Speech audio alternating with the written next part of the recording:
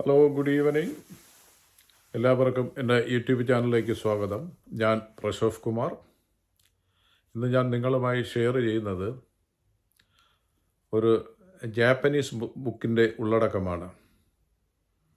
അപ്പോൾ ഈ ബുക്കിനെക്കുറിച്ച് എനിക്ക് മുന്നേ വലിയ അറിവൊന്നുമില്ലായിരുന്നു. ഒരു പ്രേക്ഷക ഈ പുസ്തകത്തിൻ്റെ ഇത് എന്നെ അറിയിക്കുകയും ഇതിനെക്കുറിച്ചൊരു വീഡിയോ ചെയ്യാമോ എന്ന് ചോദിച്ചു. ഞാൻ അതിൻ്റെ ഇൻഫർമേഷൻസൊക്കെ കളക്ട് ചെയ്തു. വളരെ ഇൻട്രസ്റ്റിംഗ് ആണ്. അപ്പോൾ എല്ലാവരും ഈ പുസ്തകം, ഈ സീക്രട്ട് എന്ന് പറയുന്ന പുസ്തകത്തെ പോലെ തന്നെ വളരെ കാര്യങ്ങൾ കണ്ടൻ്റുള്ള ഒരു ബുക്കാണ്. ഇത് എല്ലാവരും ഒരു തവണയെങ്കിലും വായിച്ചിരിക്കേണ്ട ഒരു ബുക്കാണ്. ഇതിൽ ജപ്പാനിൽ നടന്ന സംഭവമാണ്. ജപ്പാനിലെ ഫിലോസഫിയെക്കുറിച്ച് പറയണ ലൈഫ് എയിം, ജീവിതത്തിൻ്റെ ലക്ഷ്യം കണ്ടെത്താനുള്ള വഴികൾ, ജീവിതം. അപ്പോൾ അതിന് അവർ ജപ്പാനിലെ ഒരു പ്രദേശമായ ഒക്കിനാവോ,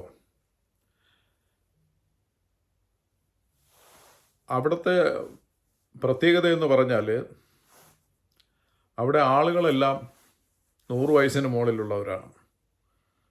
അതും അവർ എല്ലാവരും വളരെ ആക്റ്റീവുമാണ്, വളരെ സന്തോഷമായിട്ടാണ് അവർ ജീവിക്കുന്നത്. അപ്പോൾ ഇതിൻ്റെ സീക്രട്ട്, അപ്പോൾ ലോകത്തിൽ ഏറ്റവും കൂടുതൽ ലൈഫ് എക്സ്പെക്റ്റൻസി ഉള്ള സ്ഥലമാണ് ഒക്കിനാവയിലെ ലിഗിമി എന്ന് പറയുന്ന അവിടെ ഒരു വില്ലേജിൻ്റെ പേരാണ് ലിഗിമി. ആ പ്രദേശത്ത് താമസിക്കുന്ന ആൾക്കാരെല്ലാം ജസ്റ്റ് 100 ആൻഡ് എബോവ് ആണ്.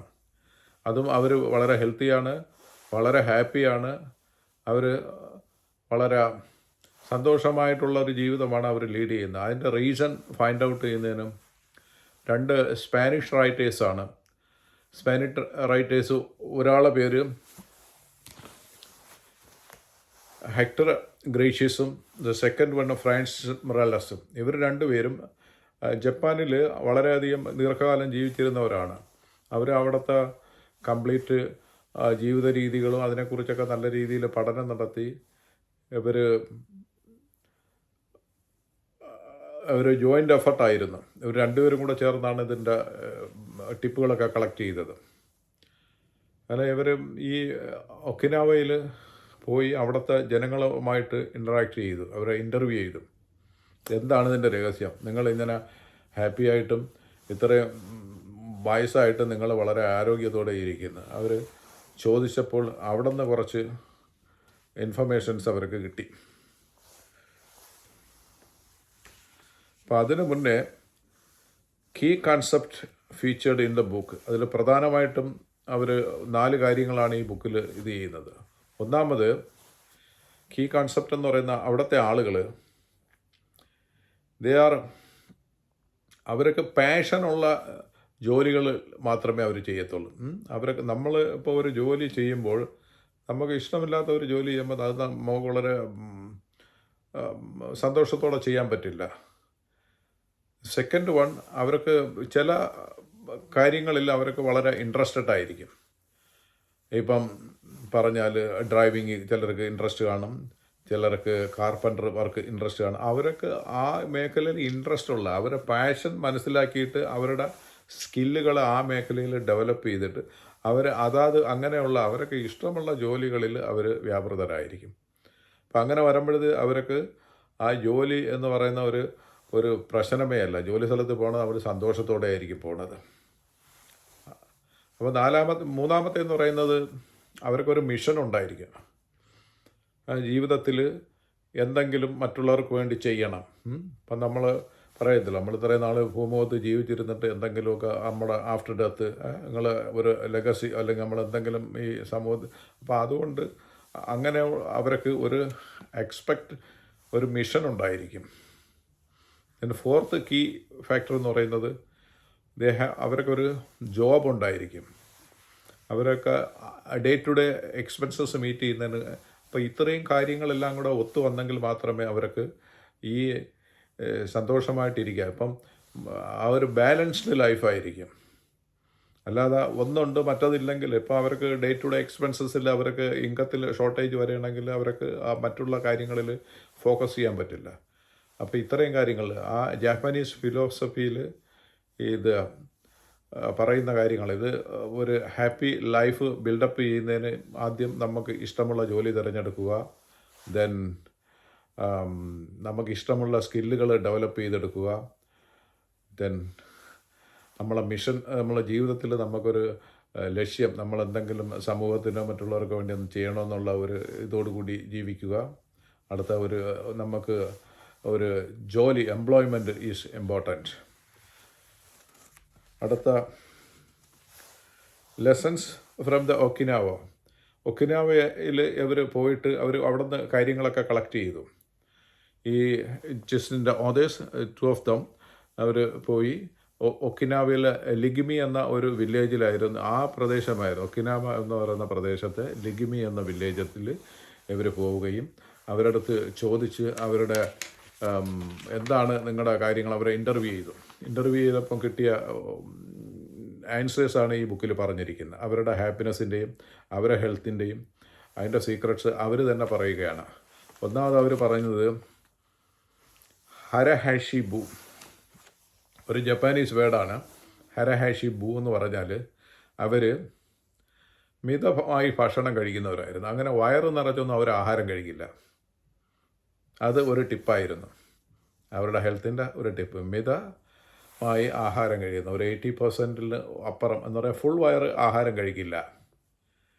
രണ്ടാമത്തത് അവർ ന്യൂട്രിയൻ്റായിട്ടുള്ള ഫുഡുകളെ കഴിക്കത്തുള്ളൂ. അത് മോസ്റ്റ്ലി അവർ സസ്യാഹാരങ്ങളായിരിക്കും കൂടുതൽ കഴിക്കുന്നത്. അതിൽ പ്രധാനപ്പെട്ട ടോഫു എന്ന് പറയുന്ന അവിടുത്തെ ഒരു ഭക്ഷ്യവസ്തുവാണ്. Then sweet potato, green tea അവർ ധാരാളം കുടിക്കുമായിരുന്നു. ദെൻ അവർ ആക്റ്റീവായിരുന്നു. അവർ വീടുകളിലാണെങ്കിൽ അവരെപ്പോഴും എൻഗേജ്ഡ് ആണ്. അവർ ഗാർഡൻ വർക്കായിരുന്നാലും മറ്റുള്ള ഇതിൽ എപ്പോഴും അവർ ആക്റ്റീവാണ്. അത് അവരുടെ ഒരു ഹെൽത്തിൻ്റെ ഒരു സീക്രട്ടായിരുന്നു. They are active all the time. Then അവർ പോസിറ്റീവായിരുന്നു. They always keep the positive mindset ആയിരിക്കും എപ്പോഴും. അത് അത്രയും കാര്യങ്ങൾ അവർ ആദ്യം പറഞ്ഞ് ഇവർ ചോദിച്ചതിന് മറുപടി പറഞ്ഞപ്പോൾ അവരിത് പറഞ്ഞ്. പിന്നെ അടുത്ത പോയിൻ്റ് എന്ന് പറഞ്ഞാൽ ജോലി. ജോലിയിൽ അവർ വളരെ ഹാപ്പിയാണ്. അവരവർ തിരഞ്ഞെടുക്കുന്ന ജോലികൾ എപ്പോഴും അവർക്ക് പാഷനുള്ള ജോലികൾ മാത്രമേ അവർ തിരഞ്ഞെടുക്കുള്ളൂ. അതിൻ്റെ ഒരു റീസണായിരുന്നു. അവർക്ക് സ്ട്രെസ് ഫ്രീ ആയിട്ടുള്ള, ഇപ്പം ജോലി സ്ഥലങ്ങളിലായിരിക്കും ഇപ്പോൾ പലർക്കും സ്ട്രെസ്സുകൾ കൂടുന്നത്. കാരണമെന്ന് പറഞ്ഞാൽ അവർക്ക് ഒന്നാമത്തെ പ്രശ്നം അവർക്ക് ഇഷ്ടമില്ലാത്ത ജോലിയായിരിക്കും. പിന്നെ ഓവർ വർക്ക് ലോഡ്, ഇങ്ങനെയുള്ള പല കാരണങ്ങളും ഉണ്ട്.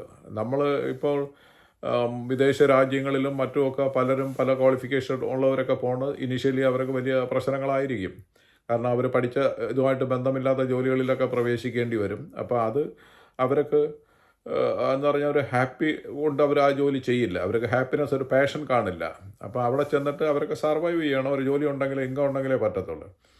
അപ്പോൾ അങ്ങനെ ജോലി ചെയ്യുന്നവർക്ക് തന്നെ ടൈം പോണതിന് വളരെ ഇതായിരിക്കും. അപ്പോൾ ഒരു ഇച്ചിരി കഴിയുമ്പം തന്നെ ഈ സമയം പോണില്ല എന്ന് പറയുക. 10 മിനിറ്റ് ആകുമ്പോഴും വാച്ചിൽ നോക്കിക്കൊണ്ടിരിക്കുക. പക്ഷേ ഇത്തരക്കാർക്ക് സമയം പോണത് അവരറിയില്ല. കാരണം അവർ വളരെ ഇൻട്രസ്റ്റിംഗ് ആയിട്ടാണ് ആ ജോലി സ്ഥലം എന്ന് പറഞ്ഞാൽ അവർക്കൊരു ഹാപ്പിനെസ് കൊടുക്കുന്ന സ്ഥലമാണ്. അതുപോലെ തന്നെ അവർ ചെയ്യുന്ന ജോലികൾ വളരെ എഫിഷ്യൻ്റായിട്ടും ചെയ്യും. ബിക്കോസ് അവർക്ക് പാഷനുള്ള ജോലിയാണ് അത്. പിന്നെ ഇവരെ ക്വാളിറ്റി എന്ന് പറഞ്ഞാൽ ഇവർ റെസിലിയൻ്റ് ആയിരിക്കും. എല്ലാ പ്രതിരോധങ്ങളെയും അവർ 2 കൈയും പിടിച്ച് സ്വീകരിക്കും. അവർ പ്രതിരോധം അല്ലെങ്കിൽ എന്തെങ്കിലും ചാലഞ്ചസ് വന്നാൽ അവർ ഇട്ടും കളഞ്ഞിട്ട് പോകത്തില്ല. എന്നെ കൊണ്ടൊക്കത്തില്ല, ഞാൻ എല്ലാം കളയാം. അപ്പോൾ അതല്ല, അവർ റെസിലിയൻ്റാണ്. അവർ ലിവിങ് ഇൻ ദ പ്രസൻറ്റിൽ ജീവിക്കുന്നവരാണ്. അവർ മറ്റുള്ള കാര്യങ്ങളെക്കുറിച്ച് പറയുക, അവർ പ്രസൻറ്റ് മൊമെൻറ്റിൽ ഹാപ്പി ആയിട്ട് ജീവിക്കുന്നവരാണ്. അവർ മറ്റുള്ള പണ്ടത്തെ കാര്യങ്ങളെക്കുറിച്ചോ ഒന്നിനെക്കുറിച്ചോ ഒന്നും വറീഡല്ല, ബോധേഡുമല്ല. They live in the present. അവർ ലൈഫ് ചാലഞ്ചസ് വരുമ്പോൾ അവർ അതിനെ എല്ലാം എംബ്രേസ് ചെയ്യും. അത് ഒരു ചലഞ്ചായിട്ട്, ഒരു ബുദ്ധിമുട്ടായിട്ട് അവരെടുക്കത്തില്ല. അത് ജീവിതത്തിൻ്റെ ഒരു ഭാഗമാണെന്നും അത് നമ്മൾ നേരിടണം. ലൈഫ് എന്ന് പറയുന്നത് അങ്ങനെയാണ് എല്ലാം എന്നും. അപ്പോൾ അതിൽ ഒരു അവയർ അവരൊക്കെ ഉണ്ട്. അപ്പോൾ അതിനെ അവർ ചെയ്യാതെ നമ്മൾ ആ ചലഞ്ചസ് വരുമ്പോൾ ഇട്ടിട്ട് പോയാൽ നമ്മളെ ലൈഫിൽ നമ്മൾ ഫെയിലായി പോകും. അപ്പോൾ അതിനെ ഓവർകം ചെയ്യണം, ഇച്ചിരി ബുദ്ധിമുട്ടണമെന്നേ ഉള്ളൂ. അപ്പോൾ അങ്ങനെ ഉള്ള സ്വഭാവക്കാരായിരുന്നു ഇവർ. ഇനി ഇവരുടെ ഡെയിലി റൂട്ടൈൻസ്, ഇവർ ഡെയിലി ഇവരുടെ ഈ ആരോഗ്യവും മറ്റുള്ള ഇവരുടെ സന്തോഷമൊക്കെ കീപ്പ് ചെയ്യുന്നതിന് ഇവരെന്തൊക്കെ ചെയ്യുമായിരുന്നു. ഇത് ഇവരടുത്ത് ചോദിച്ചപ്പം ഇവർ ഒന്നാമത്തേതെന്ന് പറഞ്ഞാൽ അവരെപ്പോഴും ആക്റ്റീവായിരിക്കും. സ്റ്റേ ആക്റ്റീവ്, ഒന്നേ സൈക്ലിങ് അല്ലെങ്കിൽ വാക്കിങ്, നടക്കുക, യോഗ, അങ്ങനെയൊക്കെയുള്ള ചില ലൈറ്റ് ആയിട്ടുള്ള, അവരങ്ങനെ ഹാർഡ് എക്സസൈസ് ചെയ്യുന്നവരൊന്നുമില്ല. ഹാർഡ് എക്സസൈസ് ചെയ്യുന്നവർ ചിലർ കാണും. അവർ ചിലപ്പം 2-3 ചിലർ ആവേശം കൊണ്ടൊക്കെ ചിലപ്പം ജിമ്മിലൊക്കെ പോയി 1-2 മണിക്കൂറൊക്കെ കിടന്ന് ഹെവി വെയിറ്റ് ലിഫ്റ്റിംഗ് ഒക്കെ ചെയ്ത് അവർ ഒരാഴ്ച ചിലപ്പോൾ പോയിരിക്കും. അത് കഴിഞ്ഞിട്ട് പിന്നെ 5-6 മാസം പിന്നെ പോകത്തില്ല. അത് വർക്കൗട്ട് ചെയ്യത്തില്ല. അപ്പം ഡെയിലി നമ്മൾ എന്തായാലും ചെറുതായിട്ട് ചെയ്താലും ഏത് ചെയ്താലും അത് ഡെയിലി ചെയ്യുക, കൺസിസ്റ്റൻസി. അടുത്ത ഇവർ റിലേഷൻഷിപ്പിനെ വളരെ പവിത്രമായിട്ട് കാത്തു സൂക്ഷിക്കുന്നവർ. നറിഷ് ദ റിലേഷൻഷിപ്പ് എന്ന് പറഞ്ഞാൽ അവർ അതിന് ഒരിക്കലും അതിനൊരു വിള്ളൽ വരുത്താൻ അവർ ഇത് ചെയ്യത്തില്ല. അവരതിന് വളരെ എപ്പോഴും ആ ഒരു ബന്ധങ്ങളെ അവർ വളരെ സുദൃഢമായി അല്ലെങ്കിൽ അവർ സൂക്ഷിക്കുന്ന ആയിരുന്നു ഇവർ.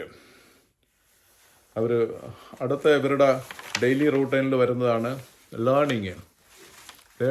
അവർ എവറി ഡേയിൽ നമ്മൾ വളരെ ക്യൂരിയസാണ്. അവർക്ക് എന്ന് പറഞ്ഞാൽ പ്രായം 100 105 എന്നുള്ള ഒരു പ്രശ്നമല്ല. അവർ എവറി ഡേയിലും അവർ പുതിയ പുതിയ കാര്യങ്ങൾ പഠിക്കാൻ പഠിത്തത്തിൽ വ്യാപൃതരായിരുന്നു.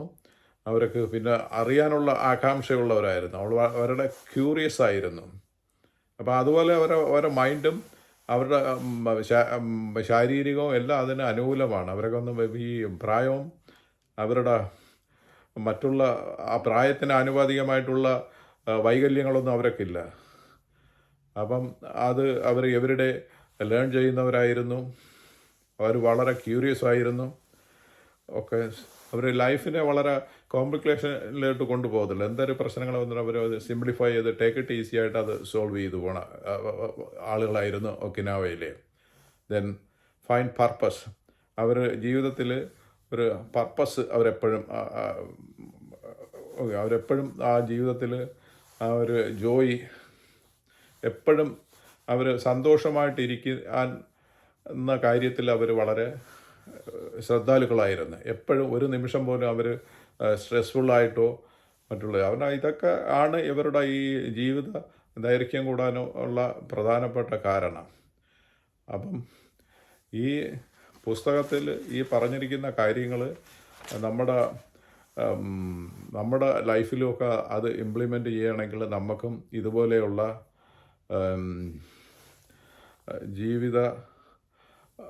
ജീവിതം നമുക്ക് കെട്ടിപ്പടുക്കാൻ പറ്റും. കാരണമെന്ന് പറഞ്ഞാൽ നമ്മുടെ ജീവിതത്തിൽ എല്ലാം വരുന്നത് നമ്മളെ ജീവിത രീതികളിൽ നിന്ന് വരുന്നതാണ്. ഈ സ്ട്രെസ്സായിരുന്നാലും മറ്റ് ഹെൽത്ത് ഇഷ്യൂസ് ആയിരുന്നു എല്ലാം. അപ്പോൾ അത് നമ്മൾ എവിടെയൊക്കെയാണ് മാറ്റങ്ങൾ വരുത്തേണ്ടത്.